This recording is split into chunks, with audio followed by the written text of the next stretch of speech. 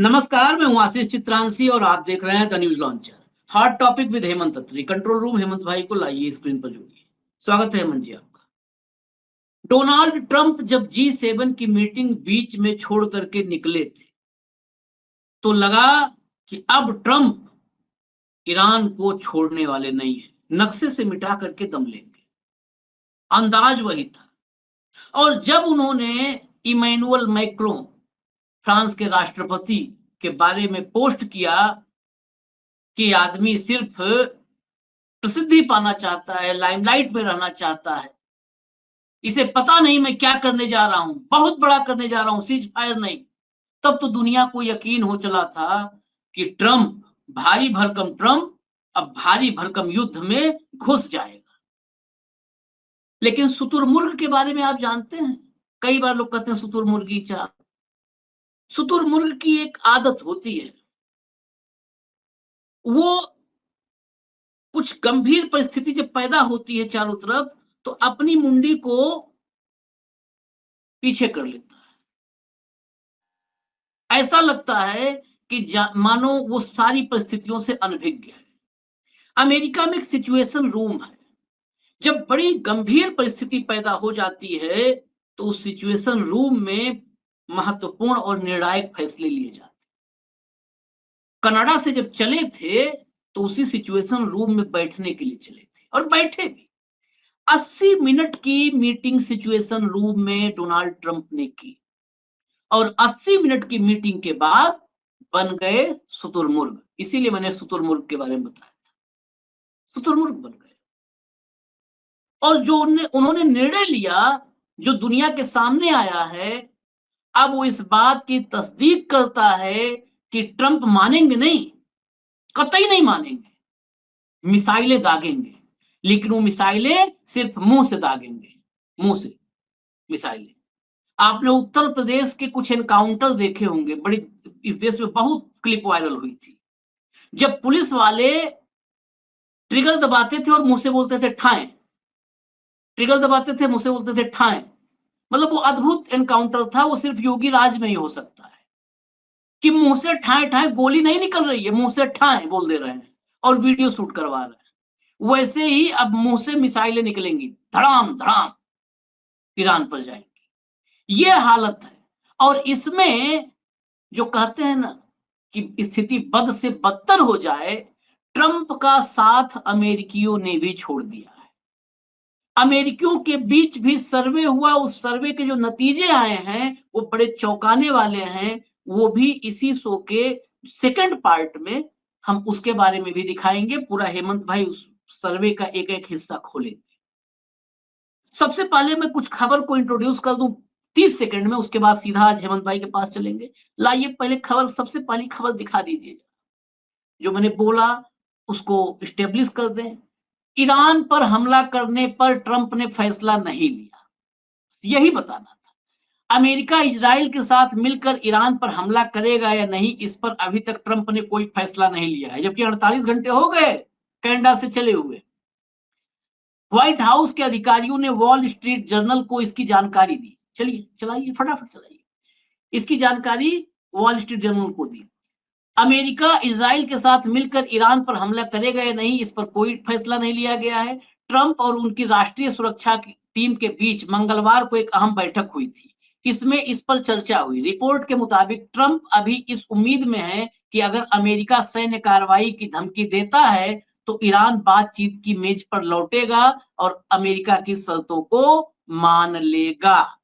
अगला दिखा दीजिए सिचुएशन रूम वाला भी, बस मैं थोड़ा सा पढ़ दूं और फिर सीधा सवालों पर।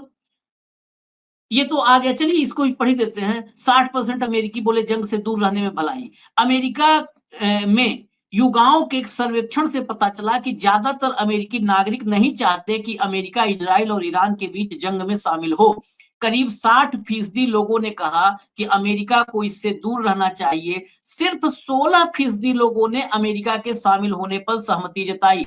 ये 60 और 16 में थोड़ा सा भ्रम दूर कर लीजिए। 60 ने कहा दूर रहना चाहिए, लेकिन शामिल होना चाहिए ये सिर्फ 16 ने कहा, यानी शामिल नहीं होना चाहिए। इस पक्ष में 84% लोग हैं। 60% मुखर हैं और 24% ऐसे हैं जो तय नहीं कर पा रहे हैं, जो कन्फ्यूजन में है कि क्या करना चाहिए। क्योंकि और ये कन्फ्यूजन हमेशा होता है जब लीडर पर भरोसा नहीं होता है, तब कन्फ्यूजन होता है कि लीडर हमारा ऐसा तो नहीं कि जाके फँसा देगा, डीलर बन जाएगा वहाँ पे। राजनैतिक रुख के आधार पर देखें तो डेमोक्रेट्स में से 65% ने अमेरिका के जंग में शामिल होने का विरोध किया है, जंग में शामिल होने का विरोध किया। रिपब्लिकन में से 53% ने विरोध किया। अब ये देखिए, यहाँ पर गौर कीजिएगा, मतलब जो अपने हैं वो भी बहुमत खिलाफ में है, बहुमत खिलाफ में है, अपने में भी।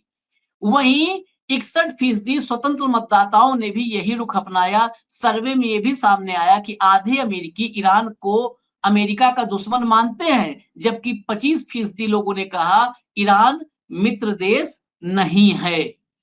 इसके बावजूद मतलब अमेरिका से बहुत फ्रेंडली और नहीं, ईरान से बहुत फ्रेंडली नहीं है, फिर भी ईरान से युद्ध नहीं चाहते। अगर फ्रेंडली ना हो, दुश्मन मान रहे हो और युद्ध न चाहें, यानी नेता पर भरोसा नहीं, बिल्कुल नहीं भरोसा है। पाकिस्तान हमारा दुश्मन है और हम लोग कहें नहीं पाकिस्तान से युद्ध नहीं चाहिए, कुछ भी करे पाकिस्तान, इसका मतलब हमें मोदी भरोसा नहीं है। अमेरिकी राष्ट्रपति ट्रंप ने मंगलवार देर रात व्हाइट हाउस में सिचुएशन रूम में, जो मैंने कहा था, इजराइल और ईरान संघर्ष पर 1 घंटे 20 मिनट यानी 80 मिनट मीटिंग की। इसे लेकर एक अमेरिकी अधिकारी ने मीडिया को बताया कि ट्रंप ईरान के फोर्डो न्यूक्लियर सेंटर पर हमला करने पर भी विचार कर रहे हैं। अधिकारी के मुताबिक अमेरिका ईरान के इस न्यूक्लियर सेंटर पर बंकर बस्टर बमों से हमला कर सकता है। वहीं न्यूयॉर्क टाइम्स की रिपोर्ट के मुताबिक अमेरिका के tanker plane Israeli fighter jets को ऑयल सप्लाई भी कर सकते हैं ताकि वे लंबी दूरी तक हमला कर सकें।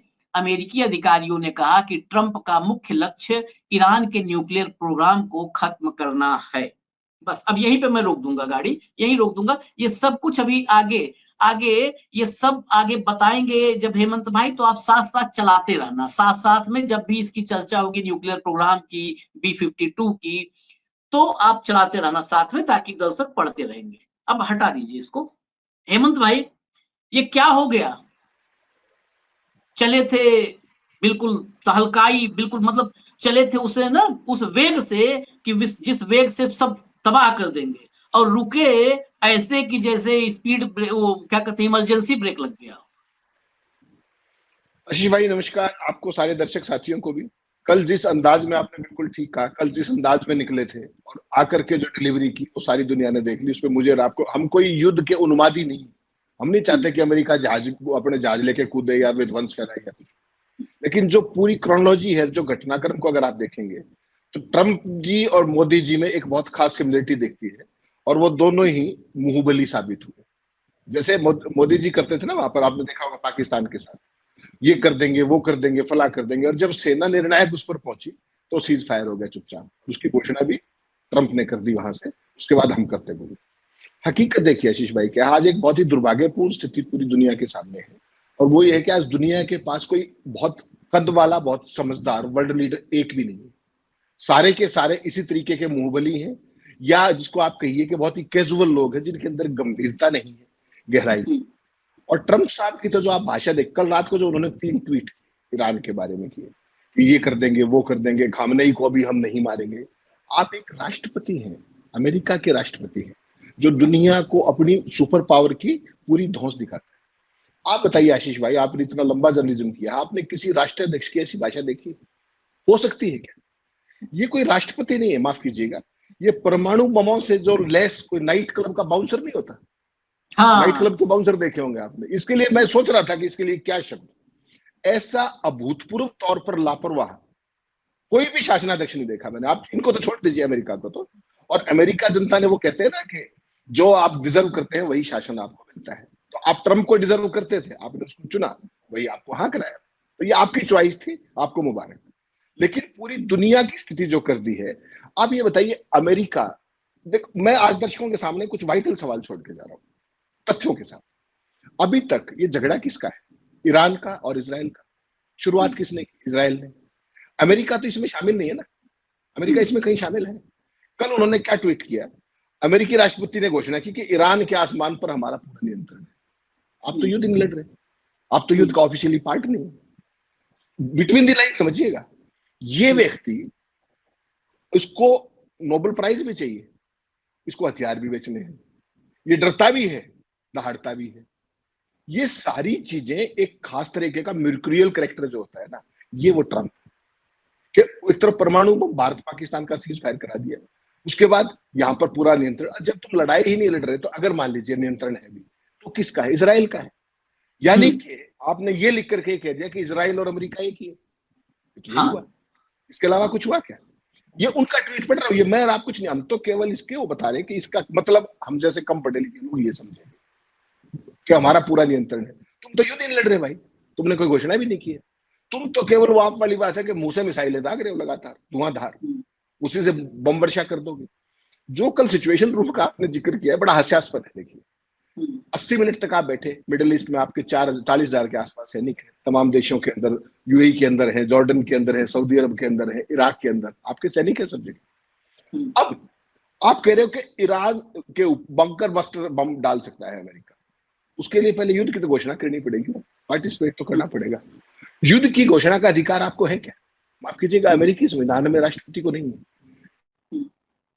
युद्ध की घोषणा वहां की अमेरिकन कांग्रेस करती है। ट्रंप एज पर अमेरिकन कॉन्स्टिट्यूशन वहां पर अपने एग्जीक्यूटिव ऑर्डर से युद्ध में जाने की घोषणा कर तो नहीं सकते, लेकिन चूंकि उन्होंने संविधान पढ़ा नहीं, वो भी मोदी जी की तरह यूं ही पढ़ते हैं, सामने से कागज यूं निकला पढ़ लिया, ऐसे ही इतने विद्वान है वो भी। तो वो बेसिकली क्या करेंगे क्या नहीं करेंगे तो छोड़ दीजिए। फिर वो कहते हैं कि हमने, हमारा कब्जा हो गया है, हम का क्या मतलब है? वो किसी संप्रभु राष्ट्र के नेता के रूप में नहीं बोल रहे। उनकी जो भाषा है, आशीष भाई माफ कीजिएगा मुझे कहना पड़ रहा है ये, उनकी जो भाषा है वो नेतान्याहू जो है उसके विंगमैन के रूप में बोल रहे हैं। नेतान्याहू का विंगमैन अमेरिकी राष्ट्रपति, ये अमेरिकी जनता को गवारा नहीं होगा। आप इजराइल के दोस्त हो सकते हैं, लेकिन इजराइल एक छोटा सा देश जिसकी इतनी सी आबादी, इतना सा छोटा सा एरिया, उसका प्रधानमंत्री अमेरिका के राष्ट्रपति को सिलेबस दे और वो उसको पैरेट करे, तो ये अमेरिकी की जनता को पसंद आएगा? किसी देश की संप्रभु राष्ट्र की उसको नहीं आएगा। ट्रंप का पूरा क्रोनोलॉजी देखिए, उन्होंने कहा कि ईरान पर हमला करने से पहले इजराइल ने हमसे नहीं पूछा, लेकिन हमें सूचना दी। यही शब्द कह रहा हूं, उनके शब्द है, मेरे रब के नहीं। उन्होंने एक तरफा तरीके से हमला कर दिया, ट्रंप उनके साथ आके खड़े हो गए, सब कुछ अपना बताने लगे। अब कह रहे कि ईरान के पूरे आसमान पर हमारा कब्जा है। फिर कह रहे हैं कि जिस तरीके से जो भी उनकी शब्दावली है, जो कल रात को उन्होंने भाषण में 3 ट्वीट किए, आपने कभी किसी राष्ट्राध्यक्ष को ये कूटनीति करते हुए देखा है क्या? क्या ये कूटनीति होती है? ये एक संयुक्त शक्ति का खेल है। ट्रंप ने प्रभावी रूप से नेतन्याहू का दरवाजा खटखटाने के लिए भेजा, जबकि ईरान को 3 दिन बाद ओमान ने बातचीत में आने के लिए कहा था। याद होगा आपको, बातचीत चल रही थी। एक तरफ अब बातचीत, दूसरी तरफ धमकियां, या तो टेबल पे आ जाओ नहीं तो ये कर दूंगा। ये इजराइल पे के हमले से पहले की बात है। तो ये नेतृत्व नहीं है, ये नेतृत्व कहते हैं आप, ये जबरदस्ती कहते हैं, जोर जबरदस्ती। इसलिए मैंने कहा कि परमाणु बम से लेस नाइट क्लब का बाउंसर की भाषा है ये, एक राष्ट्राध्यक्ष की भाषा ना है ना हो सकती है। और ट्रंप की जो पूरी की पूरी शब्दावली, आज नहीं पिछले कार्यकाल में देख लीजिए, एज एन इंडिविजुअल देख लीजिए, his conduct and his vocabulary, जो शब्द प्रयोग करते हैं वो is unbecoming of A conduct of any state, head of state. कोई भी राष्ट्राध्यक्ष वो भाषा प्रयोग नहीं करता है, लेकिन वो बार बार करके इस तरह की चीजें करते हैं। लेकिन उनको एक बात नहीं भूलनी चाहिए, इतिहास आशीष भाई अपने आप को दोहराता है और इतिहास बहुत क्रूर भी होता है, याद रखिएगा इसको। इराक, सीरिया, अफगानिस्तान या गजा में जिसने भी अमेरिकी राष्ट्रपति ने बीच में वो करने की कोशिश की, हर अमेरिकी राष्ट्रपति को सत्ता गंवानी पड़ी, हर अमेरिकी राष्ट्रपति। गजा का अभी आपने 55,000 का नरसंहार देखा। बेसिकली इसके पीछे की साइकोलॉजी देखिए, किसी भी देश के अंदर जब आप युद्ध में इन्वॉल्व हो जाते हैं ना, जो कि आपका युद्ध नहीं है, युद्ध इजराइल का है भाई, और आप उसमें जाके घुसोगे, टांग घुसाओगे, तो आप उसका पूरी, एक तो उसकी कॉस्ट है, एक तो ह्यूमन कॉस्ट है, सैनिक शहीद होते हैं, सैनिक मारे जाते हैं, पैसा लगता है, और बड़े नुकसान का खतरा, आर्थिक तौर पर आप प्रभावित होते हैं, और अंत में जो युद्ध है वो आपकी जनता को, आपके समर्थकों को, उनको थकाता है। वो एक तो उनका आर्थिक नुकसान हो रहा है, एक सामाजिक नुकसान हो रहा है, मनोवैज्ञानिक नुकसान हो रहा है, अगर आप नहीं जीतते हैं तो नैतिक नुकसान हो रहा है, और उसके बावजूद भी आप दूसरे के पंगे में जाकर के खुद आप अपना पैर डालें। तो ट्रंप को ये बात अच्छे से पता है। वो, मैं और आप उनको क्या समझते हैं, वो जो दिखते हैं वो है नहीं। मैं आपको 1-2 बार तो पहले भी हमारी चर्चा हुई, बहुत ही शातिर है वो आदमी, बहुत शातिर आदमी है। ट्रंप ये जानते हैं कि वो तो चीयर लीडर्स नहीं होते, ट्रंप प्लेयर नहीं बनना चाहता, इसको करता है, वो चीयर लीडिंग करना चाहता है बाउंड्री पे खड़ा होकर के। देखे ना आपने क्रिकेट के मैच, चीयर लीडर करते हो, टी शर्ट पहन लेते हैं, कोई कैप लगा लेता है, ये फलाने का, ये उसका उसका। युद्ध में जाने के लिए छाती चाहिए आपको, हिम्मत चाहिए। और जो ईरान ने रिटेलिएशन किया है, माफ कीजिएगा आशीष भाई, इनके 40,000 से ऊपर सैनिक तो मैंने इन 3 देशों में बताया, बाकी पूरी मिडिल ईस्ट के अंदर भी। हाँ, और ईरान के पास खोने के लिए कुछ नहीं है, ईरान के पास खोने के लिए कुछ भी नहीं है। इतने सालों से वहां की जनता, जो पूरी दुनिया में जिस तरीके से उसके ऊपर आर्थिक प्रतिबंध लगाए और कंगाली की बदहाली की हालत में जी रही है, वो क्यों जी रही है? परमाणु बम उनको हमले के लिए चाहिए या नहीं चाहिए अलग बात है, उनको डेटरेंस के लिए चाहिए इसराइल के खिलाफ, कि ताकि उसकी हमला करने की हिम्मत ना पड़े। तो जो उन्होंने 20 साल तक पूरा देश भूखा मर के भी जो पाकिस्तान करता था, पाकिस्तान को चीन ने सरेआम मदद की परमाणु टेक्नोलॉजी, इसमें तो कोई कंफ्यूजन है नहीं। और ईरान के परमाणु बम में भी अगर आपको ध्यान हो तो जो पाकिस्तानी बम है परमाणु बम, उसके जो माल वो थे बाप जिसको बोलते हैं अब्दुल कादिर, उन पर भी आरोप लगा था कि अब्दुल कादिर, उन पर आरोप लगा था कि ईरान को आप न्यूक्लियर टेक्नोलॉजी स्मगल कर रहे हो। तो बेसिकली ट्रंप का आप खेल समझिए क्या है। ट्रंप जानते हैं कि वो इस पूरे मामले में मामला फिट नहीं बैठेगा, नुकसान बड़ा हो जाएगा, ईरान सीधी मिसाइल मारेगा हाइपरसोनिक, और आपकी समझ में नहीं आएगा। आपका थाड़ तो इजराइल में भी लगाई हुआ है ना, रोक लिया आपने उनकी मिसाइलें। मोसाद का हेडक्वार्टर गया, एएमएन का गया ना, यरूशलेम देख लीजिए, तेल अवीव देख लीजिए, हाइफा देख लीजिए, आपका सारा तामझाम वही था। समस्या ये नहीं है आशीष भाई, अगर अमेरिका के जो बेसिस है उन पर अगर 4 मिसाइलें गिर गई और 20-30 सैनिक शहीद हो गए, फिर ट्रंप क्या मुंह दिखाएंगे वहां पे? कोई आया नहीं, कोई गुस्सा नहीं बोलेंगे क्या? या फिर आमने सामने आना पड़ेगा? ध्यान रखिएगा इस बात का। इसलिए मैं कह रहा हूँ वो चीयर लीडिंग कर रहे हैं बात से, वो ब्लैकमेल कर रहे हैं, वो एक बाउंसर की भाषा प्रयोग कर रहे हैं कि ईरान डर के बातचीत की टेबल पे दोबारा, केवल उनका ये है। और इस बात को, इसी काम को आप बड़े तमीज से भी कर सकते हैं। वो तमीज क्या होती है कि आपने जिस तरीके से ईरान के जरिए सारे के सारे वार्ताकार मरवा दिए, यहां भी मरवाए, देखा आपने, और गजा में भी हमास के जो लोग बातचीत करते उनको मरवा दिए। ये डिप्लोमेसी होती है क्या? ये कोई डिप्लोमेसी है कि मैं आपसे बातचीत कर रहा हूं, आप मुझे मरवा दीजिए? तो this is not done. Basically क्या है कि अगर जेडी वेंस को मिडिल ईस्ट में भेज के, जो भी इनके रिसोर्सेज है, और वो करेंगे भी अल्टीमेटली, देखिएगा हिम्मत नहीं जुटा पाएंगे अंदर आने की। वहां पर अमेरिका की आज स्थिति क्या है कि ट्रंप की जो पॉपुलरिटी रेटिंग है, जैसा आप जिक्र कर रहे थे, 38% पे तो ऑलरेडी आ चुकी है, जो किसी भी अमेरिकी राष्ट्रपति की आज तक के इतिहास में लोएस्ट है। और सोचिएगा 20 जनवरी को टेक ओवर किया था, 20 जून आई नहीं, अभी 2 दिन बचे हुए, 5 महीने में 52 से 38 पे आने के लिए बहुत बड़ी नलायकी चाहिए, बहुत बड़ा नलायक आदमी होना चाहिए जो 14 परसेंटेज पॉइंट गिरते हैं। और अमेरिका में आपको पता है हर महीने पॉपुलरिटी रेटिंग का सर्वे होता है, और बहुत ही विश्वसनीय होता है, और तमाम यूनिवर्सिटीज और सारी सर्वे एजेंसियां करती है, हमारी तरह नहीं कि हर बार आपका 2% बढ़ जाता है। चाहे आप ऑपरेशन सिंदूर में सीज फायर कराए तो भी आप विश्व गुरु बढ़ जाते हैं, आपकी सारी चीजें हो जाती है। नहीं, यहाँ पे तो परसेंटेज ही जोड़ दो आप तो कई बार 100 से 125 निकल जाता है, जोड़ो तो 100 से 125 होता है, जोड़ते ही नहीं है सब। तो जो मेरी जानकारी है वो जानते हैं कि ट्रंप चीयर लीडिंग करते रहेंगे, और जब तक अमेरिकी सैनिकों पर किसी बेस पर हमला नहीं होता वो अवॉइड करेंगे इसको, क्योंकि अमेरिका की जनता को आप क्या मुंह दिखाएंगे भाई? अनलेस एंड अनटिल ईरान उनके ऊपर अटैक करता है, और ईरान अटैक क्यों करेगा? अमेरिका से पंगा क्यों लेगा ईरान? वो तो उनको पता है कि नेतन्याहू की पूंछ में आग लगाओ, ट्रंप की पूंछ अपने आप जल जाती है, तो उन्होंने नेतन्याहू की पूंछ में आग लगा रखी है। उनको अमेरिकी सेना पर, अमेरिकी बेसिस पर हमला करने की जरूरत क्या है? और जब तक वो प्रोवोकेशन नहीं होगी तब तक ट्रंप के पास बहाना नहीं हमला करने का। समझ गया ना इस चीज को? तो इसलिए वो दोनों तरफ से फंसे हुए, वो फिर से चाहते हैं बुश ओबामा या बाइडेन के तौर पर। उनकी जो पॉलिसी थी स्टेटेड, जब चुनाव लड़े थे आपने देखा होगा, उन्होंने कहा था कि अमेरिका किसी युद्ध में शामिल नहीं होगा, और फिर इस तरह की भाषणबाजी कर रहे हैं। तो मेरा ये मानना है कि जो आपने कहा 80 मिनट की बातचीत, वो केवल गरज रही, और आपको पता है अच्छे से गरजने वाले कभी बरस नहीं पाते हैं। बरसने के लिए हिम्मत ना तो कल रात को जुटा पाए और ना अब तक जुटा पाए। लेकिन मेरा फिर भी आशीष भाई कहना है कि सनकी व्यक्ति का थोड़ा सा देखना चाहिए, नजर उसकी भाषा क्या है, वो किस तरह की चीजें करता है। एक तो मुंह की मिसाइलें चल रही हैं लगातार, वो आपने कह ही दिया, बता दिया बड़ा अच्छा। इससे बढ़िया संभव आप कर नहीं सकता कोई भी कि भाई मुंह से मिसाइलें दागी जा रही है, और आपने वो यूपी वाला जो किया कोरिलेट, वो तो कमाल ही कर दिया। अब सवाल ये नहीं है, अगले 2 दिन में फिर भी महत्वपूर्ण बताता हूँ क्यों।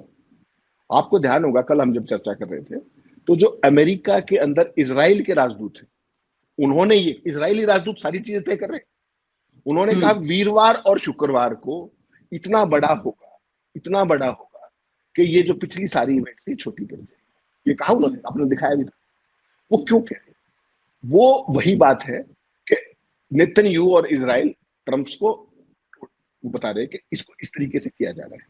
अब ट्रंप उसको कर पाएंगे या नहीं कर पाएंगे, वो एक चीज देखने की बात है। बेसिकली क्या है कि ट्रंप प्रशासन ने कई जो मध्य पूर्व में जो उनके सहयोगी हैं, जो उस पर कल आपने जो सिचुएशन रूम की बात की, वो लाइव होते हैं सारे के सारे उसमें, और वो बड़ा सिक्योर्ड कम्युनिकेशन नेटवर्क होता है, आपको पता ही है, सारी युद्ध रियल टाइम ऑनलाइन सारी चीजें होती है।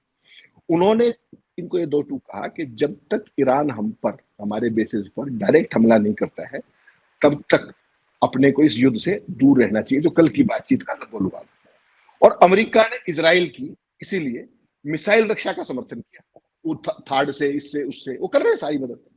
लेकिन डायरेक्ट इन्वॉल्वमेंट, डायरेक्ट बॉम्बर भेजना, वो एक साइकोलॉजिकल है कि ईरान डर जाए, बेस उस पर आ जाए बातचीत पे, लेकिन होगा नहीं है। बेसिकली क्या है कि अमेरिका, जैसे चाइना ने चुपचाप इनको सामान पकड़ा दिया कि तुम लड़ते रहो, 3 ट्रक लोड वो 3 एयरक्राफ्ट लोड आ चुके हैं, आपने देखा वो ट्रांसपोर्टर ऑफ थे, कल भी 2 जहाज आए चाइना से, एक पहले दिन ही आ गया था, आज छठा दिन है। आज हमलों की अब तक जब मैं और आप बात कर रहे हैं तो उतनी इंटेंसिटी नहीं है।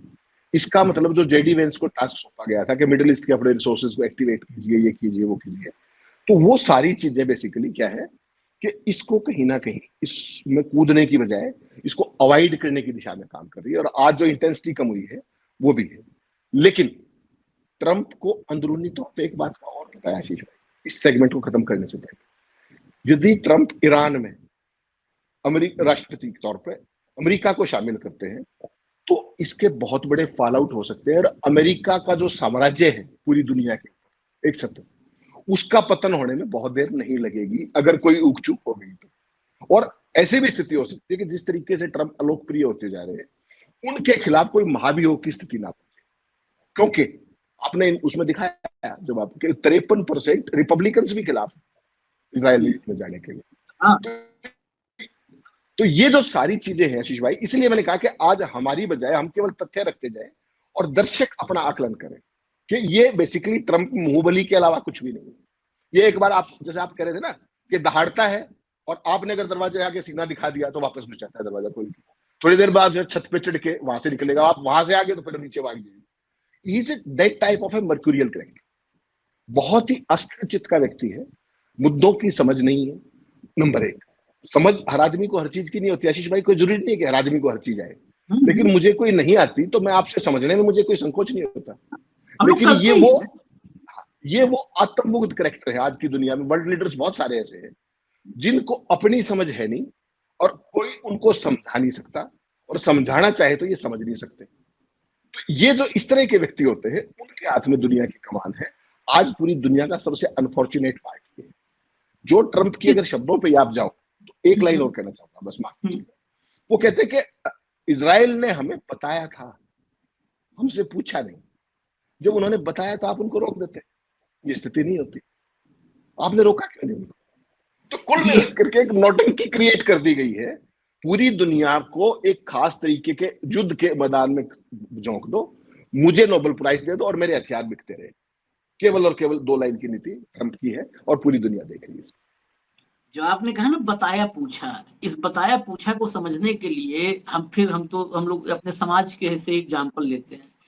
एक आध लोग होते हैं ना उनके घर में, मतलब एक पिता है, पिता सम्मानित है या पिता हो सकता है व्हाइट कॉलर हो, उसकी एक औलाद होती है, वो औलाद चोर, उचक्का, पॉकेटमार, गुंडा, बदमाश सब होती है, हर बुरे काम में उसका नाम आता है। जब व्हाइट कॉलर बदनाम होने लगता है तो अखबार में 8वें पेज पे, अखबार में आप काम किए बहुत ऐसे मामले देखते होंगे, 8वें पेज पे एक छोटे से कॉलम में निकलवाता है कि अब फलाने से हमारा कोई संबंध नहीं है, हम उसको अपने घर से, संपत्ति से सबसे बेदखल करते हैं, रिश्ते से बेदखल करते हैं। और रात में जब पुलिस छापा मारती है तो उसी घर में बाप के ही बगल में बिस्तर पे सोया मिलता है या बाप का पैर दबाते हुए मिलता है। वही रिश्ता अमेरिका इजराइल का है एकदम। जब फंसेंगे तो कहेंगे नहीं हमको बताया, हमसे पूछा नहीं, ये है वो है, और जब पकड़ोगे तो वहीं पैर दबाता मिलेगा या वहीं सोता हुआ मिलेगा, आराम फरमाता मिलेगा। यही है वो रिश्ता। आपने कहा वार्ता के टेबल पर, वार्ता के टेबल पर जिस दिन इजराइल ने अटैक किया है उसके 2 दिन बाद फिर वार्ता होने वाली थी। वार्ता टेबल पे जो बैठने वाले थे उनको मार दिया है। आप करो वार्ता, आप करो वार्ता। एकदम सही बात है, मैंने पिछले शो में बड़े कई सारे तथ्यों के साथ बताया था कि ये ईरान इसलिए गले में फंसा है, ये ईरान फंसा हुआ है, ये ईरान इसलिए फंसा है कि अगर यहां पर शामिल हुए ट्रंप, दोनों में खतरा है।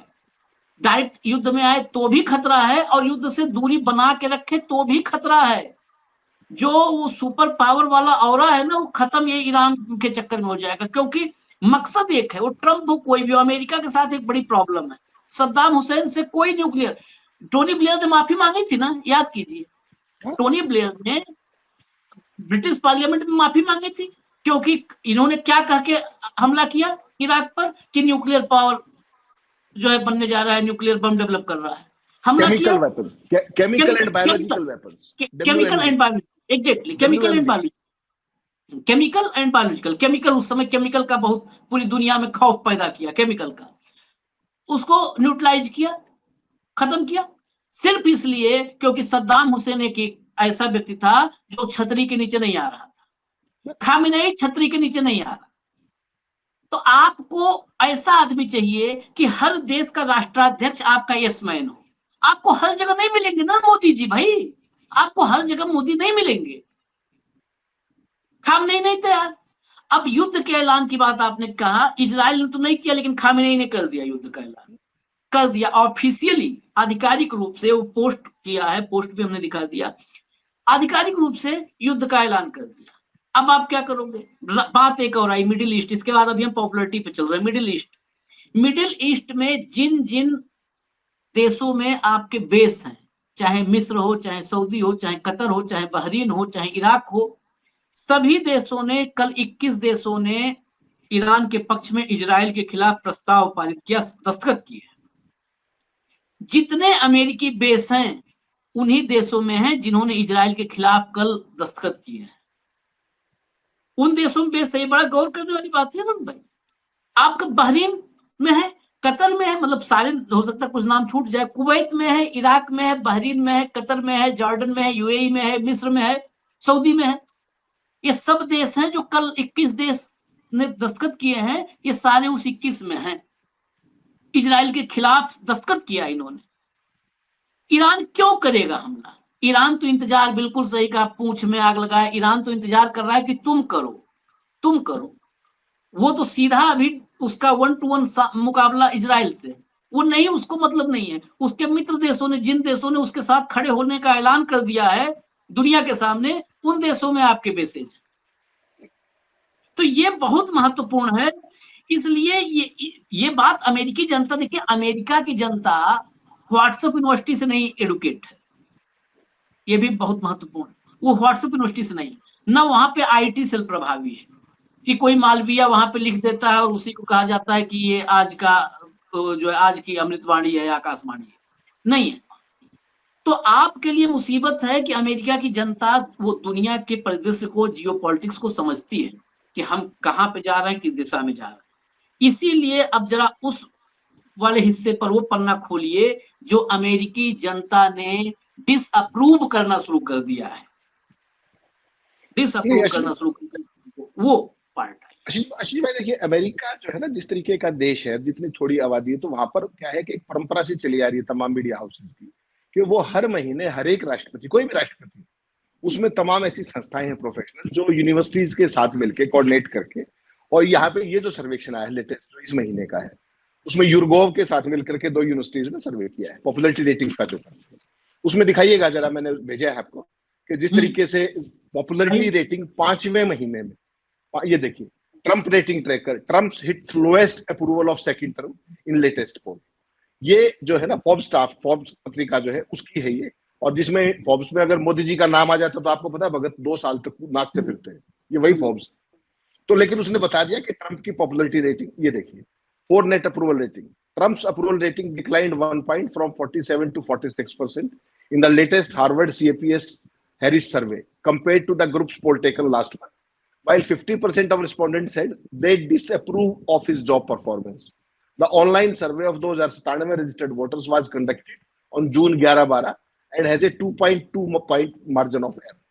Trump's approval rating in the Harvard CAPS Harrier poll has dropped every month since February. जनवरी में बढ़े थे आप, 20 जनवरी को इनॉग्रेशन था, when he had a 52% approval rating. मैंने आपको शुरू में बताया कि इनकी जो स्टार्ट हुई थी वो 52% से हुई थी और इस लेटेस्ट में वो 38% पे आके टिक गए।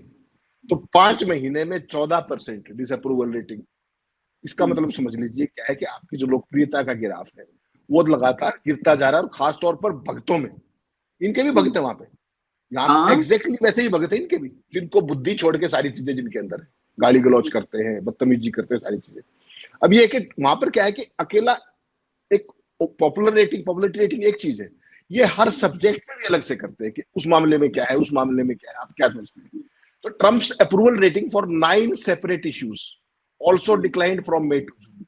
जो वहां पे उस समय समसामयिक विषय होते हैं, हर एक विषय पे लोगों की राय ली जाती है, with less than half of voters saying they approve of each of them। यानी कि 9 के 9 मुद्दों पर 50% से कम लोगों ने कहा कि वो ट्रंप के फैसलों से सहमत है। With tariff and trade policy receiving the lowest marks 41%। America में ट्रंप की जो इस बार की जो कार्यकाल है 5 महीने का, वो किस बात पे है? 5 महीने परसों पूरे होंगे, केवल एक ही बात पे तो है कि मैं अमेरिका को ग्रेट अगेन बनाऊंगा, एक, और टैरिफ से अमेरिका में billions and billions of dollar आएंगे। उसकी अप्रूवल रेटिंग देख लीजिए, वो भी 43%। तो समझ लीजिए आप, हमारे यहाँ ढोल फटता नहीं, वहां पर ढोल फट जाता है, हर महीने फटता है, क्योंकि वहां का मीडिया आशीष भाई बंधक नहीं है। अब ये देखिए, Trump's approval rating dipped 3 points to 38% in Winnipeg universities latest conducted June 5 से 9। ध्यान रखिएगा, जून 5 से 9 के बीच में इजराइल ईरान नहीं था, माफ कीजिएगा, ये 13 से आया है, 13 जून को हुआ है। ये 5 और 9 जून का सर्वे था जिसमें भाई साहब 38% पे आ गए। अगले महीने का इंतजार कीजिएगा जरा, फिर पता लगेगा आपको पॉपुलरिटी रेटिंग कहां खड़ी है। This is Quinnipiac University's latest poll conducted June 5 से 9 among 1265 registered voters. Margin of error is again 2.8 compared to its previous poll in April when he had a 41% approval rating. अप्रैल में 41 थी, while his disapproval rating dropped 1 point to 54%. Disapproval 54%. समझिएगा। The survey also found more voters, 57%, have an unfavorable opinion of Musk. 57% Musk के भी खिलाफ, while 53% have an unfavorable opinion of Trump। 53% अमेरिकी की जो राय है ट्रंप के बारे में वो फेवरेबल नहीं है। दो more than half, 53% oppose Trump's one big beautiful bill act। 53% लोग जो ट्रंप का महत्वाकांक्षी बिल है, बिग ब्यूटीफुल बिल, उसका भी विरोध कर रहे हैं। That was the source of Musk rant against Trump last week, जिसको लेकर के ट्रंप और इनके बीच में जो आपस में झगड़ा हुआ था, जूतम पे जा रही थी, ध्यान होगा आपने, उसमें सारी वो एप्स्टीन फाइल्स और सबका जिक्र आ गया।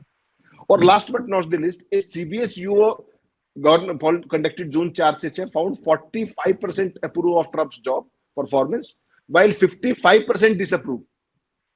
55% लोग डिसअप्रूव कर रहे हैं अलग अलग सर्वेज के दौरान। तो ये पूरी की पूरी स्थिति होगी। आपने बिल्कुल सही कहा कि अमेरिका की जनता अंधी नहीं है। कुछ समय के लिए आप किसी की मती मार सकते हो सारी बातें करके, लेकिन जो ट्रंप कहकर के आए थे सारे काम तो उससे उल्टे कर रहे हैं। वो तो ये कह आए थे अमेरिका किसी युद्ध में भाग नहीं लेगा, अब आप कह रहे हो ईरान के आसमान पे हमारा कब्जा हो गया, तो आप इजराइल हो क्या? तो कुल मिलाकर के ट्रंप की जो ये भाषा, ये संवाद डिलीवरी, ये जो डायलॉग बाजी जो वो कर रहे हैं, ये वही आके टिकती है जो आपने कहा, मुंह की मिसाइलें चलाते रहो और बाकी फिर जो है वो सब चलता रहेगा। हकीकत यह है कि Trump is very very fastly losing the ground in US itself in comparison to any American president in the history.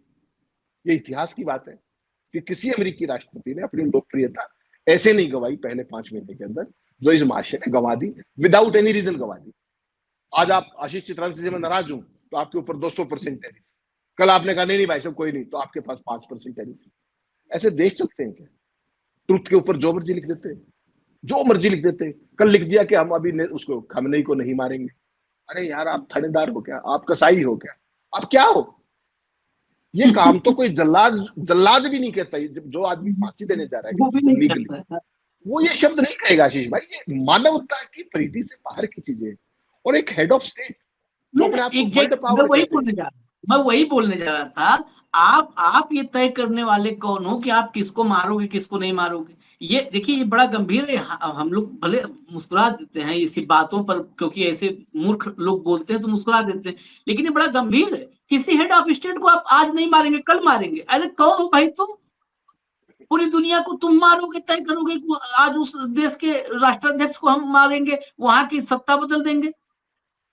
इसका मतलब फिर से तुम उपनिवेशवाद के इस सबसे निकृष्टतम स्वरूप को तुमने दुनिया के सामने रख दिया। ये लिखना ना ट्रूथ पे जो लिखा है, ये साबित कर रहा है कि हम उपनिवेशवाद यानी दुनिया इस बार फिर और अपने सबसे विकृत स्वरूप में उपनिवेशवाद आ चुका है, सबसे विकृत स्वरूप में। क्योंकि पुराना उपनिवेशवाद था, उसका जो आवरण था वो धन शोषण का था, अंदर उसके लिए क्रुएल्टी भी थी, लेकिन जो उसका आवरण था वो धन शोषण का था। लेकिन जो ये कर रहा है कि हम मार देंगे उसको, अभी नहीं मारेंगे परसों मारेंगे, ये आवरण भी धन शोषण का नहीं है, ये क्रूरता नृशंसता का आवरण है। अब कैसे मार दोगे? कल को कोई दुनिया में देश न सुने। मुझे लगता है यही बातें सुन करके हो सकता है कई देशों के कमजोर जो नेता हैं, डरपोक टाइप के नेता हैं, वो आपके सामने घुटने टेके रहते हैं, आपकी बदतमीजी बर्दाश्त करते हैं कि आप मार नहीं दोगे आशीष इस भाई, टाइप की बात।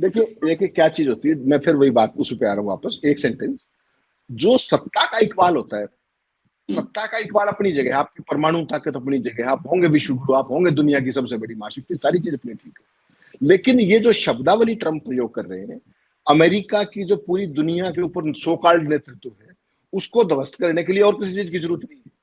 इसी तरह की घटिया और निशंस जो शब्दावली आप प्रयोग कर रहे हैं, यही अमेरिका के इकबाल को समाप्त करने में आखिरी कफन में कील साबित होगी, ऐसा मैं व्यक्तिगत तौर पर मानता हूं। क्योंकि एक गंभीर कूटनीति के विषय को जिस तरीके से आप बाउंसर वाली भाषा का प्रयोग कर रहे हैं, वो जो कंडक्ट है वो किसी राष्ट्राध्यक्ष का हो ही नहीं सकता।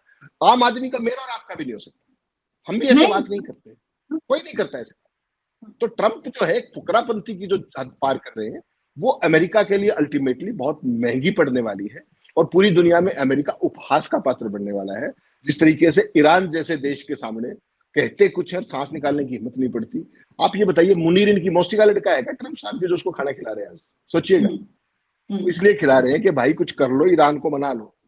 कल अमेरिका जो पाकिस्तान के विदेश मंत्री इसाक डार, उन्होंने बात की ईरान के विदेश मंत्री से, और उन्होंने कहा कि अगर अपने क्या नाम है, इजराइल ने लड़ाई शुरू की है, अगर वो स्ट्राइक रोकता है तो हम भी स्ट्राइक रोकने देते हैं।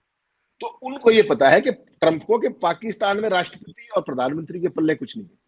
तो मुनीर को लंच करा रहे हैं और आप वाले वहां मैक्रो से हाथ मिला करके प्रपंच कर रहे हैं, हा कर रहे हैं। So you are on Trump, you are on Twitter. अरे आप राष्ट्राध्यक्ष हो यार, इसमें ठाका लगाने की कौन सी बात है? अब मैं आज आशीष भाई आपने बड़ा अच्छा ट्वीट किया, ये क्या है? जब ना समझ में आए, जब न समझ में आए, इसको कहते जब न समझ में आए तो हंस दो। नहीं, मैंने आपको ये कहा कि आज पूरी दुनिया के ऊपर नॉन सीरियस लोग नेताओं का साम्राज्य हो गया है, जिनका कोई कद और काठी नहीं है, जिनकी कोई वर्ल्ड अपील नहीं है, जिनका कोई बौद्धिक स्तर नहीं है, और ये पूरी दुनिया के लिए खतरे की घंटी है। मेरा केवल बिल्कुल ये बात बिल्कुल सही है। कहते हैं ना कि नदियां पंछी हवा हवा का झोंका, कोई सरहद जो है इनको नहीं रोक सकता है। वही बात है, ये जो दुनिया भर में अलग अलग देशों में इस समय राष्ट्राध्यक्ष हैं, ये सब के सब एक ही हवक झोंके से निकले हुए हैं। सब करीब करीब वैसे ही आ गए हैं, सब करीब करीब वैसे ही आ गए। फिलहाल हमें इजाजत दीजिए, देखते हैं अगर अमेरिका का ऐसे ही रवैया रहा तो कितना मखौल उड़ता है। ट्रंप भी क्या कपिल शर्मा कॉमेडी शो बना रहे हैं, ये देखते हैं। और हालांकि एक बात है, जो कहा था ईरान ने कि अगर इजराइल रुकेगा तो हम भी रुकेंगे, उसके बाद खामनेई ने युद्ध का ऐलान किया है। तो अब देखते हैं, ईरान युद्ध का ऐलान कर रहा है और ट्रंप 80 मिनट की मीटिंग के बाद मुंह से मिसाइल दाग रहे हैं। इजाजत दीजिए, हमें फिर आएंगे हम हेमंत भाई के साथ, विशेष खबर होगी तो बीच में, नहीं तो हॉट टॉपिक विद हेमंत। नमस्कार।